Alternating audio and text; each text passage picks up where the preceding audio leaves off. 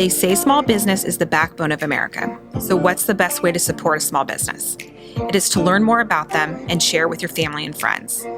We interview founders from across the world who have started and scaled their business through the ups and downs, long hours, and the rewards that come from sacrificing their time to build their business. Welcome to First to Arrive, Last to Leave, the journey of an entrepreneur.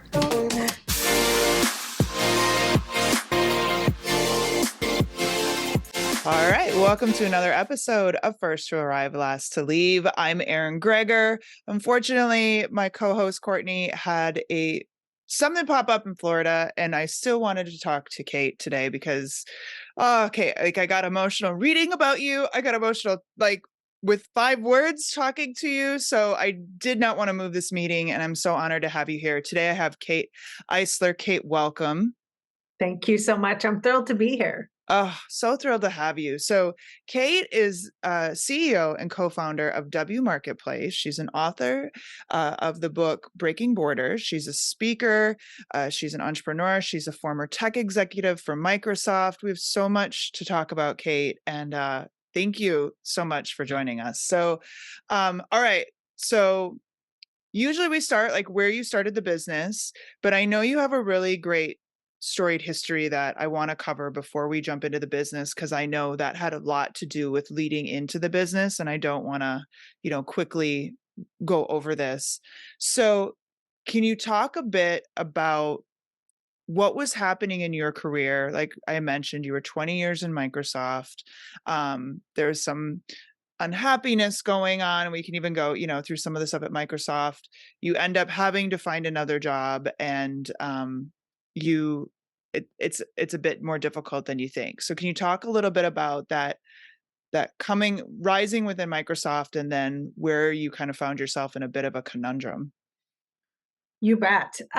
So first of all, I'm the most unlikely person to have been anywhere near a technology company. That's not, that wasn't my background, and it wasn't my ambition at all. I picked Seattle on a map, and I moved here with my cat, and I really didn't know anyone. I knew one person, and I was in the middle of college. I turned 21 about 4 days after I got to Seattle. So I've always been a little bit of a risk taker, and so there's way more behind that, but I have been. And so I moved to Seattle, and it was a few years, and I kind of did a lot of jobs. I had an associate degree in photography, so I worked at a film lab, oddly enough. I worked doing market research at grocery stores. I was a receptionist, all the things you do when you're young. Ended up at an ad agency, and the person I had taken her position at this agency, and it was like my first real job, like steady paycheck. I thought, I have arrived. This is so good. She called me and said she went to work for a startup company, and she knew the job I was doing. And if I had been successful there, I would clearly fit in at her company. And so did I want to interview? And I said, well, golly, it was, I live in Seattle, and so it was a little bit far away. And I was like, I don't know. But okay. And so I did, and it was Microsoft. And so it was That's crazy. It was really crazy. It was literally by accident. And so I spent many years there, and I am a little bit of an adventure seeker. And so I was in the US working for them, loved it. It was, they were very interested in who you were and how you thought, not really what your credentials were. And so, sort of getting it off the table right now, I had no college degree, but I was right behind the mission. I was like, oh my gosh, we could really make a difference. And now I think about that, and I think a computer on every desk and in every home, I like, oh my God, or in every pocket, you know.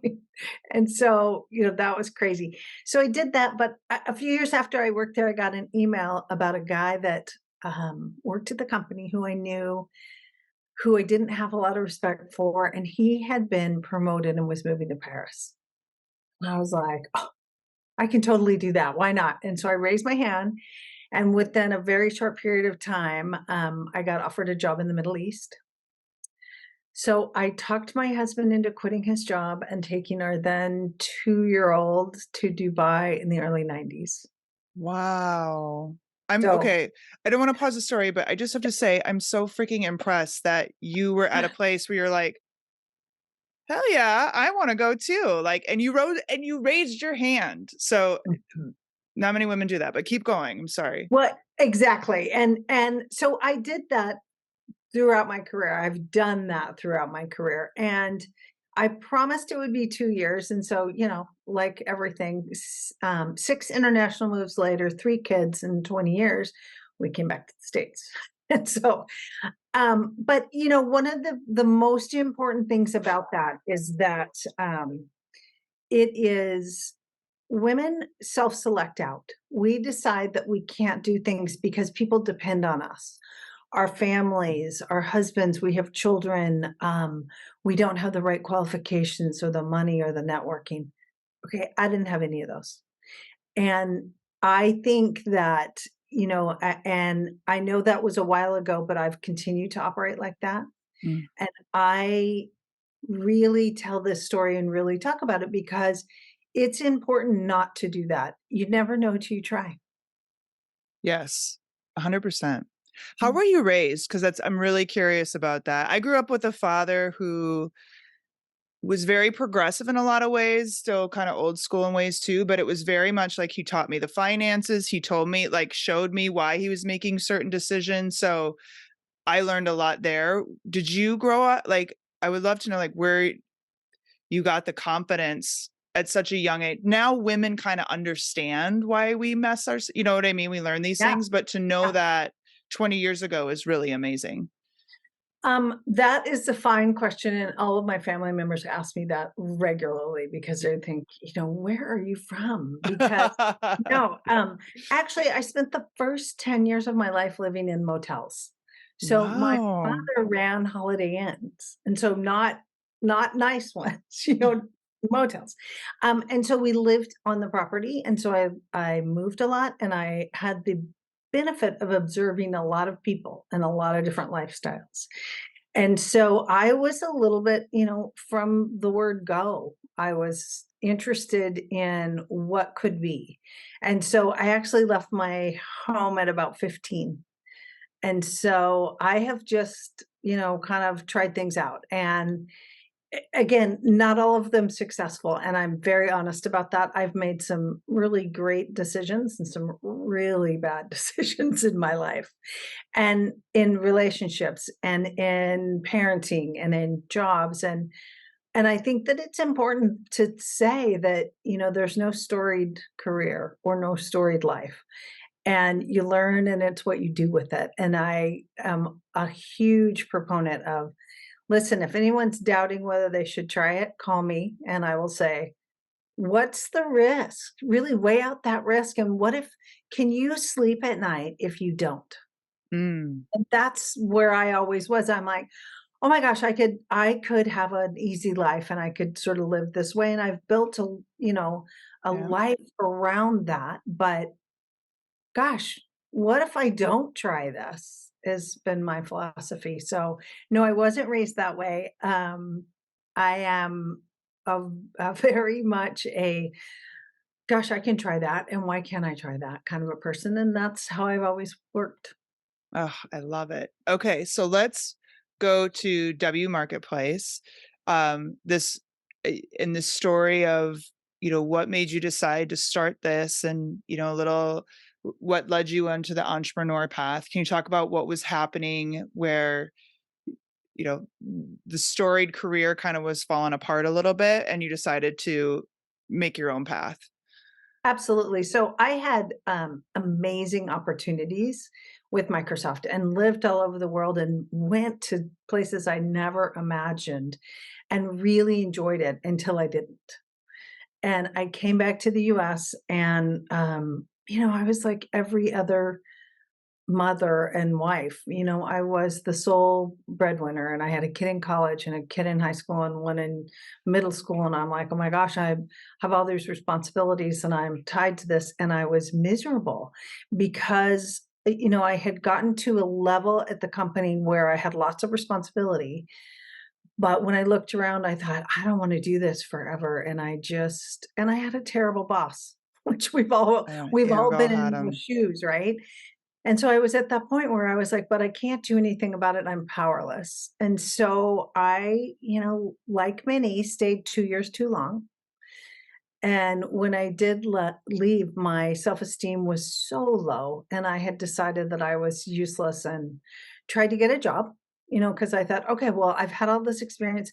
I've lived and worked all over the world. I've had huge organizations, big P&Ls, I've had all this. So clearly this won't be hard. And I kept getting stopped.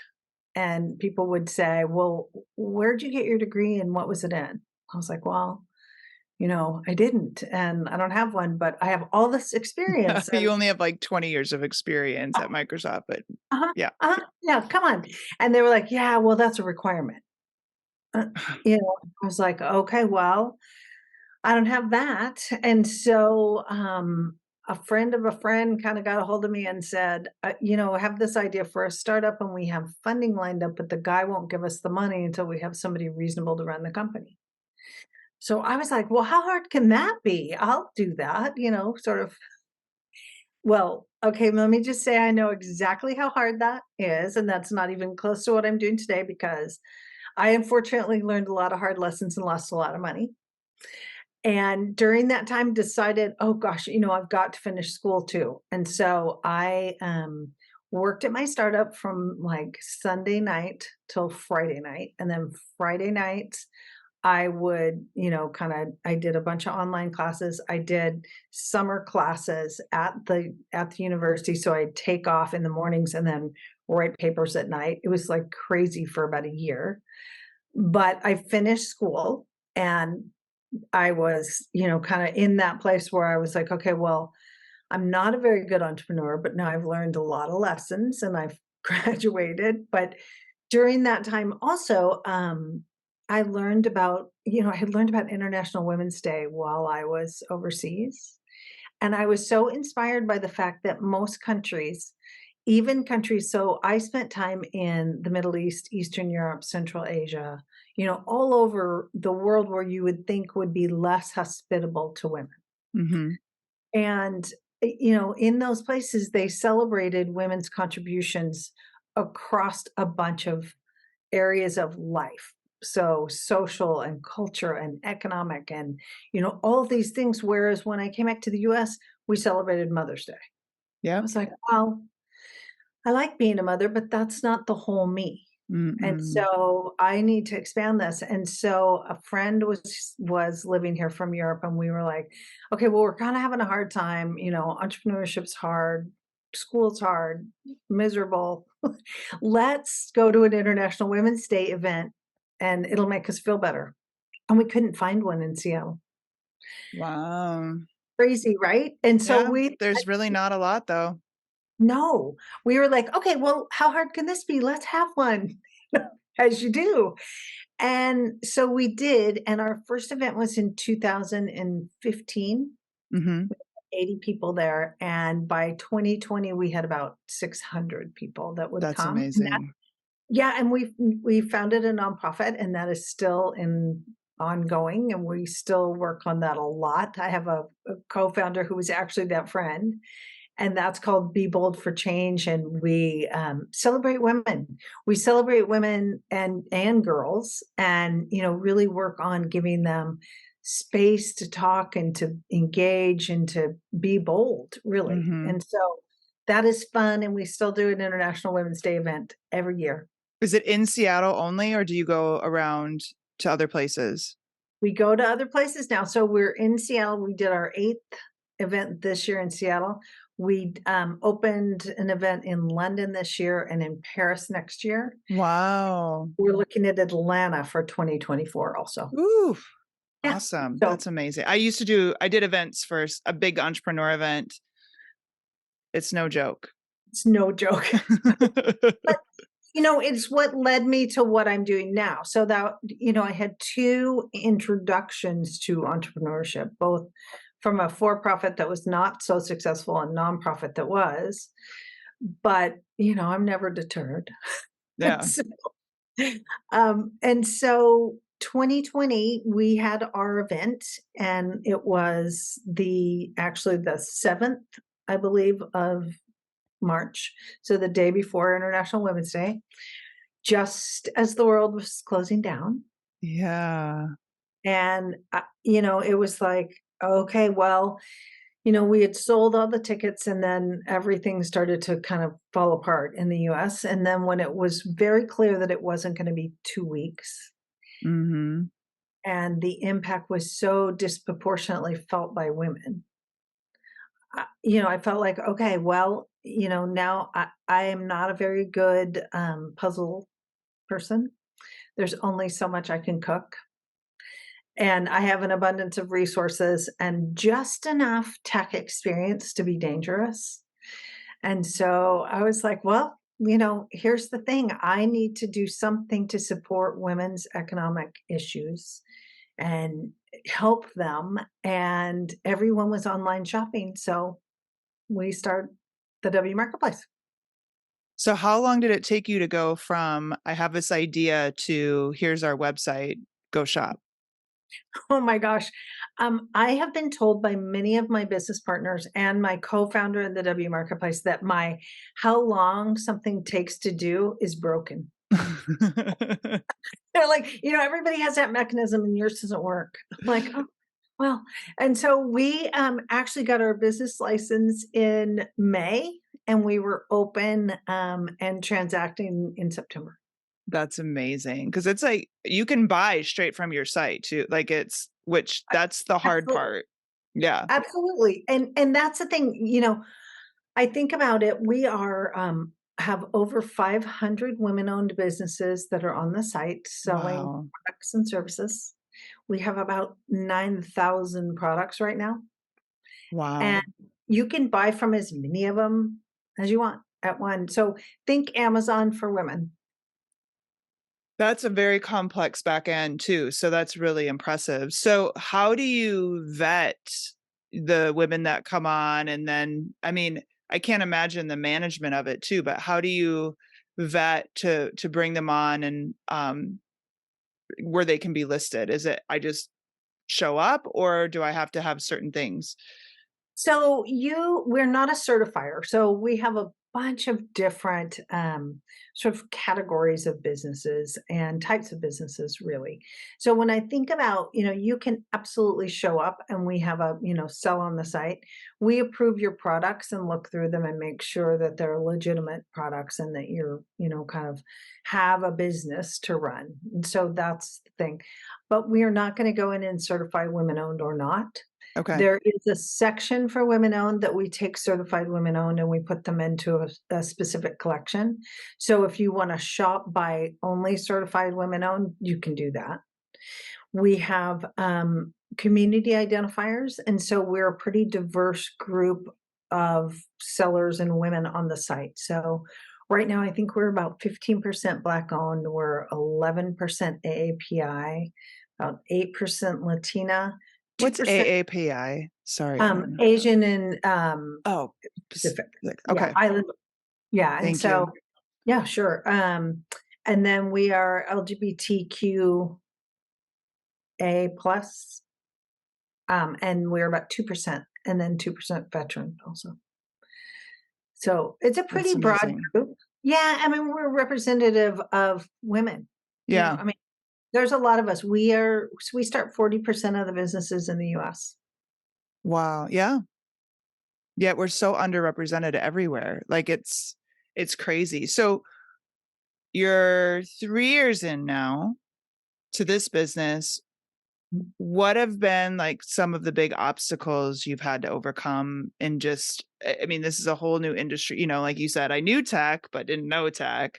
And, you had to become a tech company very quickly. What are some of those obstacles you've had to overcome as you've grown this? Well, so there's a couple things. One is I can speak from a us business, but also there's a little bit of, we represent two sides of audience. So both the seller side and how to service that customer base, and then the consumer side. So on the seller side, it became very clear to us very early that the whole hype of you could just start your own website and everybody could make a lot of money is Mm, not accurate, and women need support. So early on, we started working with the Small Business Administration in Southern California and actually in Washington to really set up women to be successful. So we created a little bit of a workshop training program so that we could, get them up and running on our site. And so that sort of has grown and blossomed to we have created curriculum for women-owned businesses that is not really it's channel agnostic. And when I say that really intentionally because our mission is economic development for women. And mhm. it is to give them an income by owning a business. And so to do that, you've got to sell products on multiple channels, retail and online and everything. And so we've created curriculum based on feedback and a little bit of research and kind of honed what we're doing into a full accelerator program that we, That's awesome. go from, how to list and be successful on e-commerce to what's the right channels for you to sell in. And we have a tool that gives you some input on terms of what's right for you and when is it right for you to join a big channel or to have your own site or and how much does that really cost. Yeah. And so we're trying to support that as well. And so that has been a big driver for us from a customer side of our sellers. We have been challenged certainly on the Amazon's really easy, and so why don't we just shop there? And remember way back in the Me Too movement, way back when we cared about how we shopped? Mhm. I would say that we are growing. Our platform is growing at a healthy rate. It's from a small base. And when people hear about us and remember us, it's great. And the holidays are coming, so I always kind of put that in there. That has been, that's just a branding thing, and we don't have hundreds of millions of dollars to put the word out there. So we depend on kind of the mouths of everyone that know about us. That's but, from a structural business, real live entrepreneur, there's technology challenges in terms of do we have the right partner and are we using the right mechanisms to grow? Never easy. Investors, we've raised money and we've had great investors and we've had not so great investors. And so all the challenges and all of the assumptions of I'm sure that you're just a great business or you have enough money to do that or, why are you still working? That's the other question I get oftentimes is how much longer are you going to work? Like, seriously? Or, Really? oh, yes. Or my favorite one that I know that women get asked, and I would really be interested if anyone says men get asked this a lot. Why aren't you a nonprofit? Yeah. Not all women's businesses are charities. And so No. run into that quite a bit. And so, or, well, can we have a free trial? It's like, Yeah. nope. Guess what? Women actually have bills to pay. And Yeah. we actually want to be successful business people, not just, oh, well, be nice. Yeah. So, yeah, I have all the problems that everyone else has. Don't kid yourself. Yeah. No, it's there's we get asked the dumbest questions. Uh, so talk about Goldman Sachs. So what was W Marketplace going into Goldman Sachs Mhm. versus coming out of it and the things that changed for you going through the program? What a great question today, and I'll tell you why today. So, I got into Goldman Sachs, even heard about it through a seller on our site, believe it or not, who went through and that we met.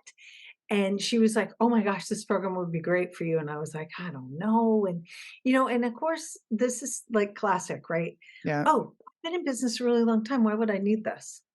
And I now, with each passing day, realize how much I don't know.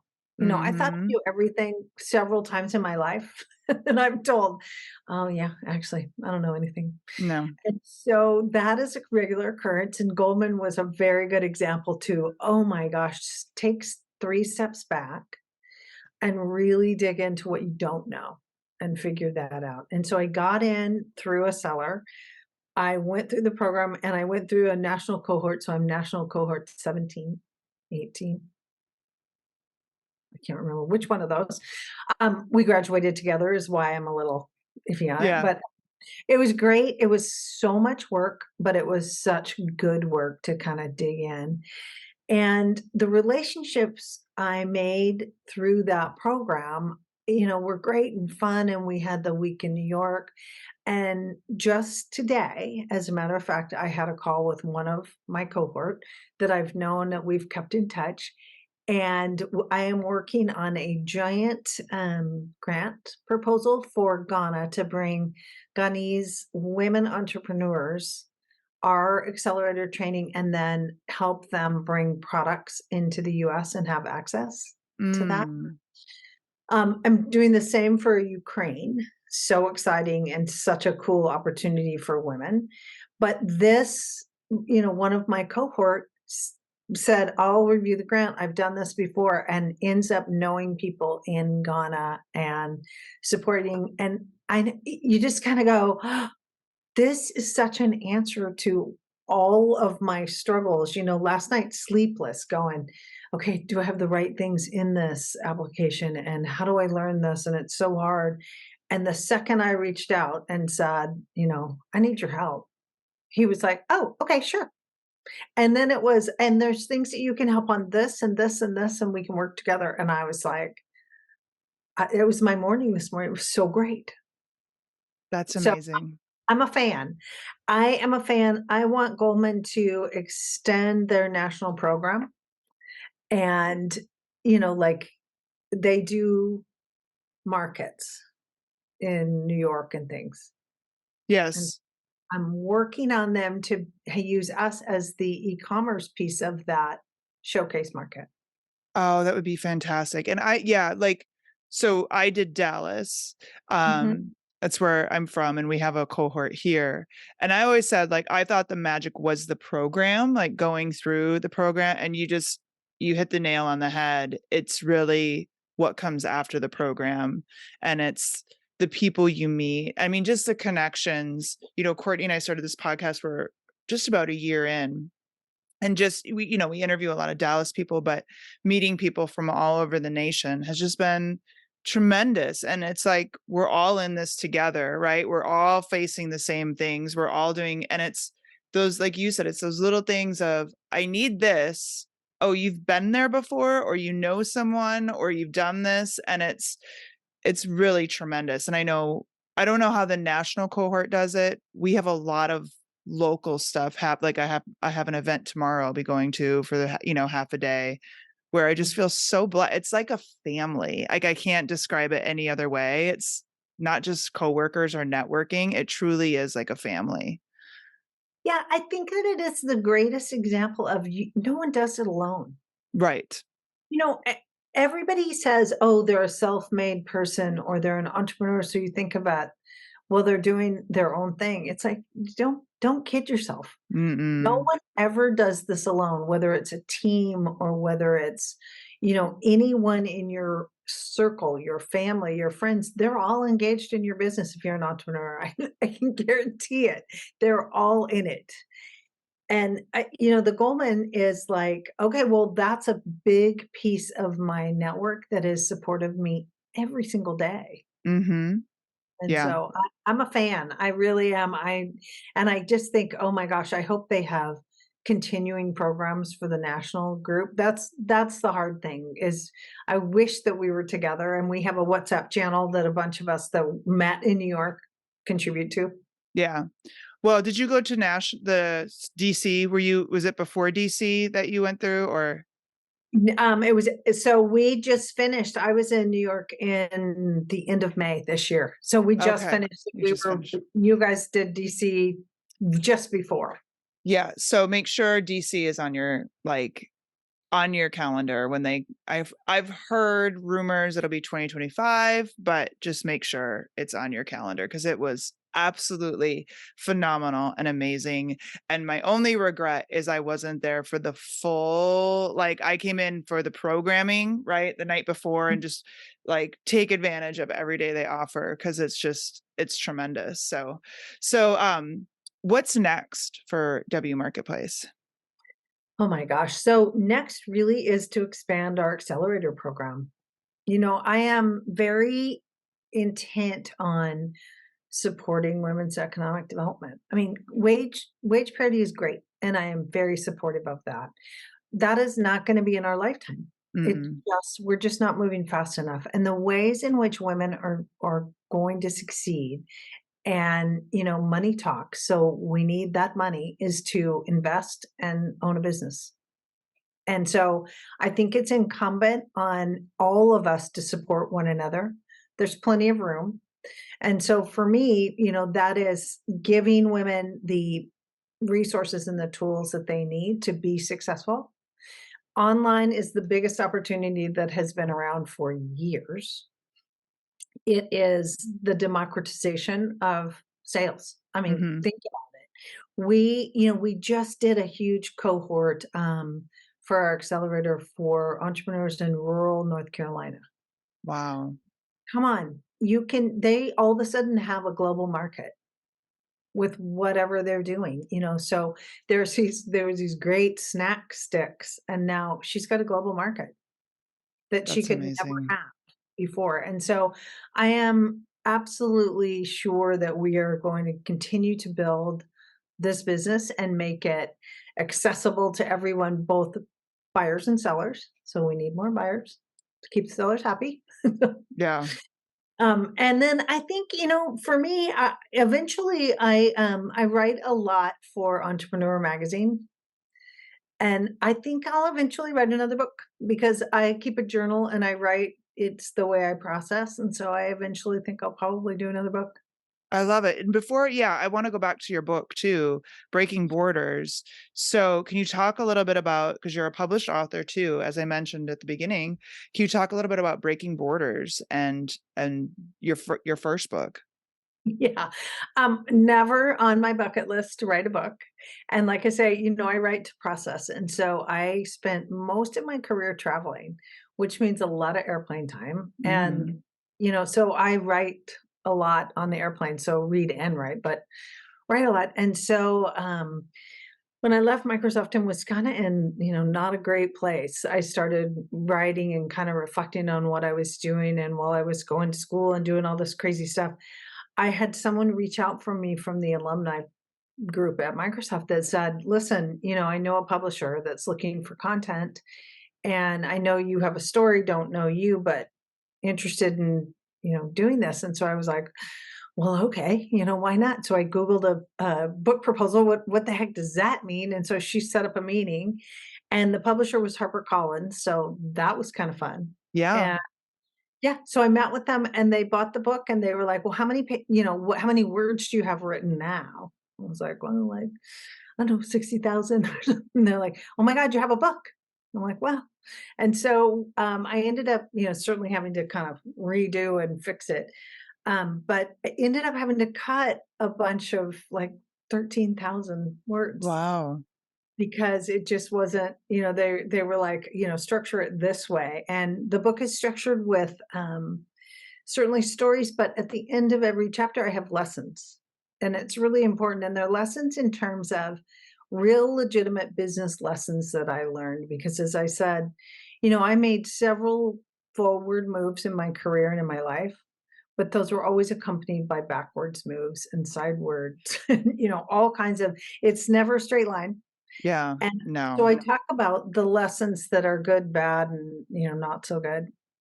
And then, life, because I think women probably more than men are more inclusive in our lives in terms of, there's not a lot of separation between who I am as a professional person and who I am as a mother and a partner and friend. And I mean, I'm all those things.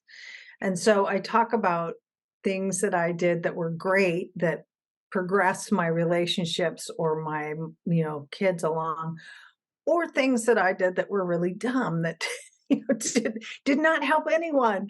And so I am really candid about all those, and some of them are fun. Like, I'll just give you a quick anecdote of what not to do.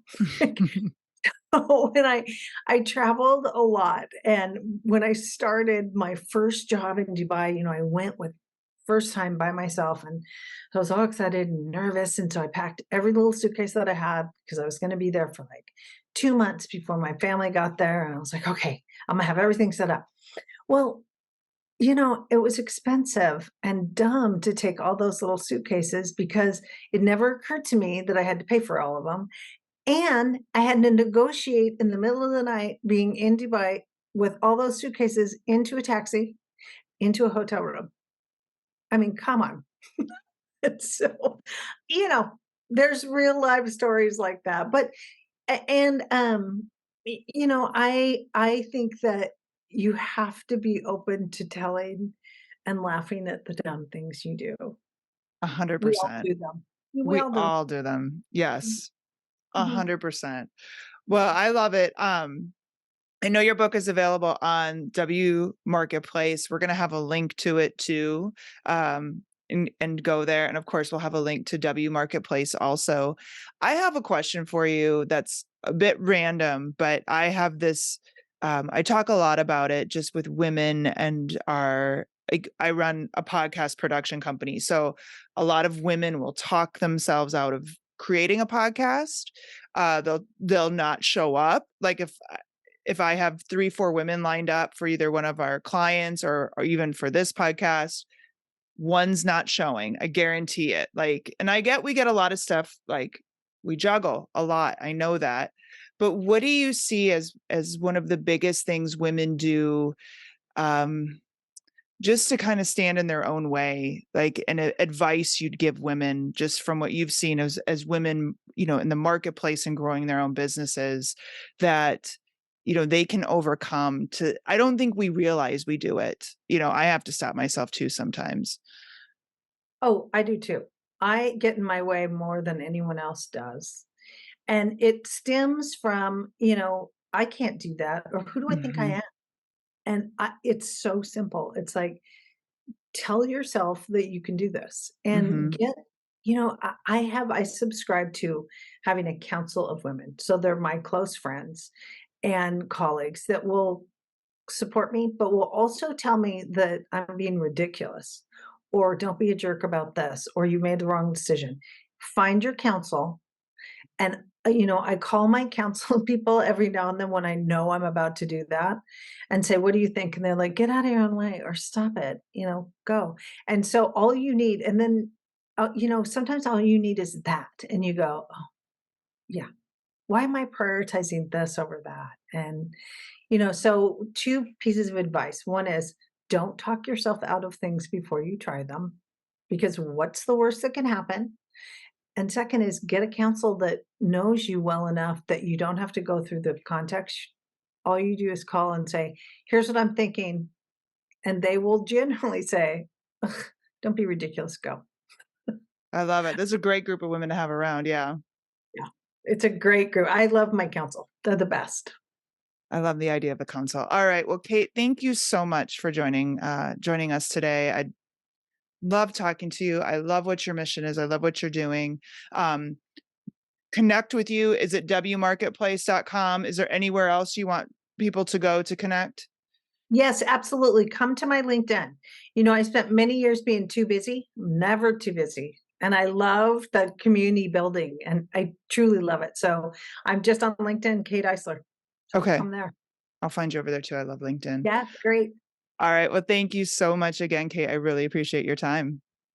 Thank you.